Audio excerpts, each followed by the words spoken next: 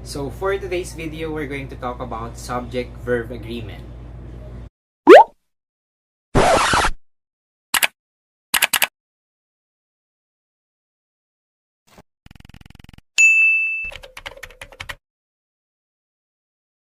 Hello guys, welcome to my YouTube channel. This is my very first video in YouTube. Please click on that subscribe button, the one that you can see after my name, and don't forget to hit the bell icon so that you will be notified for every video lesson that I'm going to upload. So before we proceed sa ating discussion, I just wanna say hello sa lahat ng mga estudyante ng Malinta National High School at sa lahat ng mga Luxians. Sa lahat ng mga naging estudyante ko sa Luxemudi Academy, hello sa inyo. Ang video na ito ay para sa inyo. I hope that the videos that I'm going to publish here in my channel will help you learn in the comfort of your home. So just like what I said earlier, we're gonna talk about subject-verb agreement, and based on my experiences, many of my students are struggling in this lesson. So nalilito kayo if dapat ba na may S o wala yung verb. So hindi ko napapatagalin pa, I will go to my computer so we can get started.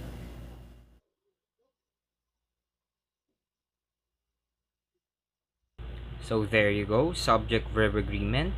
So ano nga ba ang subject-verb agreement? So in a sentence, we all know that there should be a subject and a verb. Subject-verb agreement simply means that the subject and the verb must agree in number. So this means both need to be singular or both need to be plural. So let's have a quick review of this too.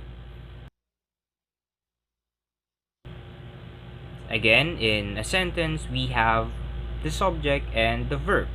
So when we say subject, it tells what the sentence is about. It is the doer of the action, or in Tagalog, ito ang pinag-uusapan natin sa ating pangungusap. It can be either a noun, like for example, book, cars, Mary, etc. Or a pronoun, like for example, they, she, we, etc. And lastly, it can be either singular or plural. So when we say singular, single. In other words, we only have one subject that is being talked about in our sentence. And when we say plural, it means more than one. It means we have more than one subject in the sentence. Again, please take note of the two. When we say singular, it means one, and then plural, two or more. So let's now proceed to this one. So what is a verb? So verb represents the action of a sentence. Or this is the action done by the subject. Ito ang kilos na ginawa ng ating subject sa ating pangungusap.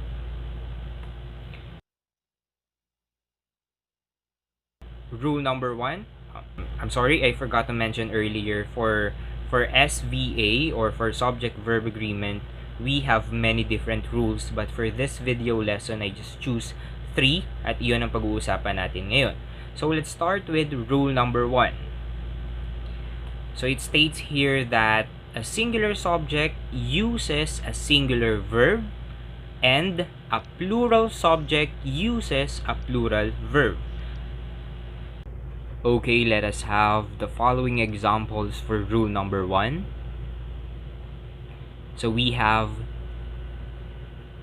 he likes to eat chocolates. So if you notice, I highlighted the subject in orange and the verb in yellow.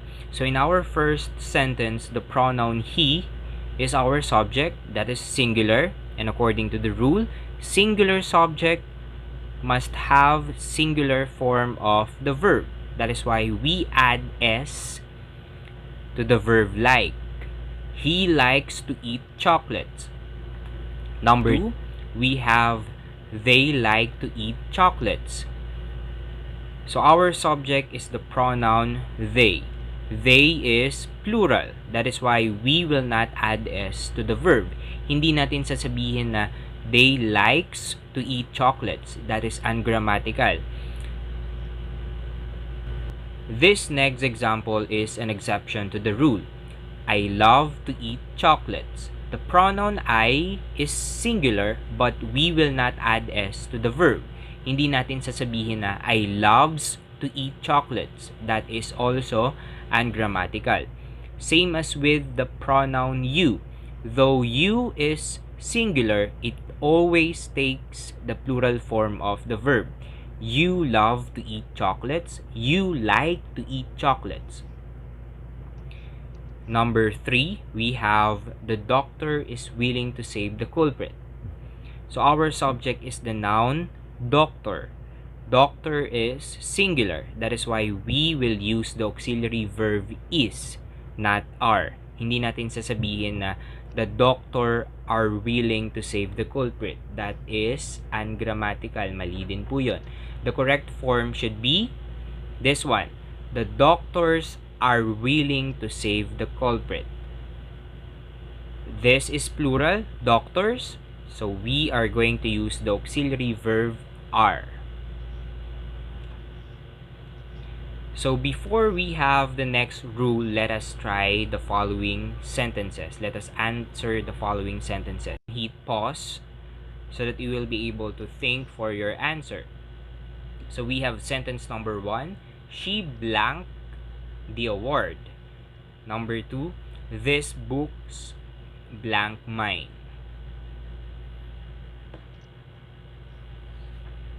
Okay, let us answer it now. So if your answer in number 1 is deserves with S, she deserves the award, you are correct. So the pronoun she is singular, that is why we will add S to our verb. She deserves the award. And if your answer in number 2 is are, you are also correct. So these books are mine. The noun books is plural, so the verb should also be plural. So let us now have rule number 2. So it states here that a compound subject or a series of subjects connected by and requires a plural verb. So meaning to say, if we have 2 or more subjects joined by and, it should have a plural verb. So let us have examples again. Okay, compound subject joined by and, we're going to use plural form of the verb.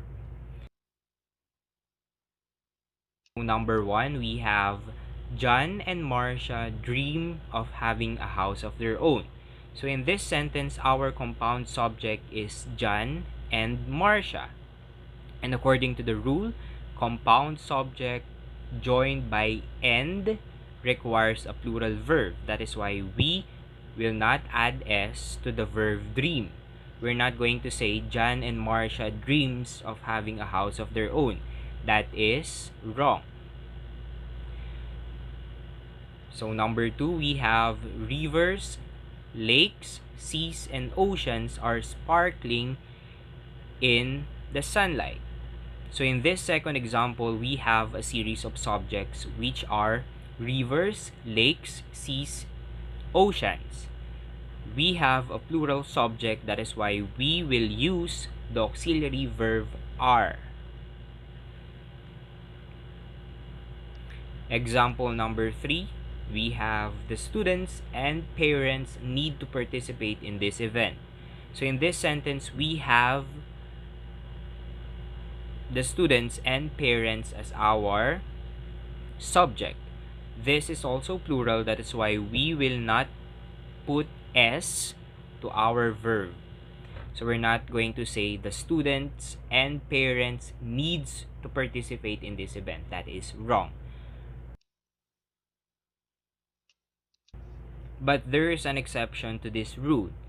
Take note of this one. So if the compound subject refers to one or same things that are closely associated, then singular form of the verb is used. For example, if we are referring to only one person, like in the sentence, the creator and producer of the movie is Robbie. So we have a compound subject, right? We have creator and producer. However, ang tinutukoy natin dyan ay iisang tao lamang at iyon nga ay si Robbie. So in this case, we will use the singular form of the verb. Another example is this one. Spoon and fork is not used by most barrio people. Spoon and fork, ang kutsara at tinidor, is closely associated to each other. That is why we should use singular form of the verb. Spoon and fork is not used by most barrio people. So again, let us try to answer the following. And pwede nyo ulit i-hit yung pause para mabasa at masagutan nyo ng maayos. So we have the sentences, China and the Philippines blank good friends now. The secretary and treasurer of our club blank Eliza. Okay, let us answer it now. So if your answer in number 1 is R, you got it right. China and the Philippines are good friends now. So we have a plural subject, China and the Philippines. That is why we should use plural form of the verb. And for number 2, if your answer is the secretary and treasurer of our club is Eliza, you are also correct. So the subjects secretary and treasurer is just referring to one person, and that is Eliza. So let us have rule number 3. Rule number 3 states that a number calls for a plural verb and then the number requires a singular verb. So take note of this. If you see a number, the verb should be plural, and if you see the number, the verb should be singular. So let us have the following examples. So we have a number of doctors are willing to help the COVID-19 patients, and the number of doctors is willing to help the COVID-19 patients.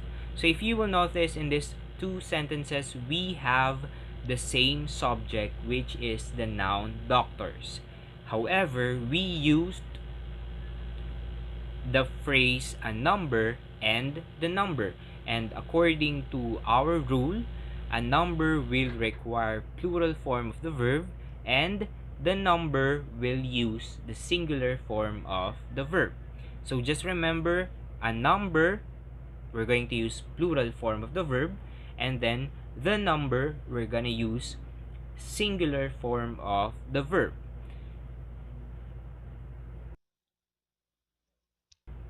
So let us try to answer the following. Again, you can hit pause para mabasa nyo ng maayos at masagutan nyo siya ng tama. So we have the sentences, the number of violators are handed over the authorities. And then we have a number of teenagers lives in that small town. Okay, let us answer. So if your answer number 1 is the number of violators is handed over the authorities. So we have the number here. So according to our rule, the number will use the singular form of the verb. And then if your answer in number 2 is live, you are correct. So a number of teenagers live in that small town. So we have a number here, and a number calls for a plural form of, so we're not going to use lives. That is incorrect. So there you go. This ends our discussion of Subject-Verb Agreement Part 1. At yun na nga guys, maraming salamat sa panonood ng aking kauna-unahang video, and I hope na nakatulong ito para malinawan or ma-refresh yung knowledge nyo about Subject-Verb Agreement. And kung meron man kayong part ng lesson na medyo mahirap pa din or nahihirapan pa din, mag-comment lang kayo sa ibaba and I will try to tackle that in my next videos. And kung meron kayong suggestions, English lessons that nahihirapan kayo, mag-comment lang din kayo sa baba and I will try to make a video lesson regarding that.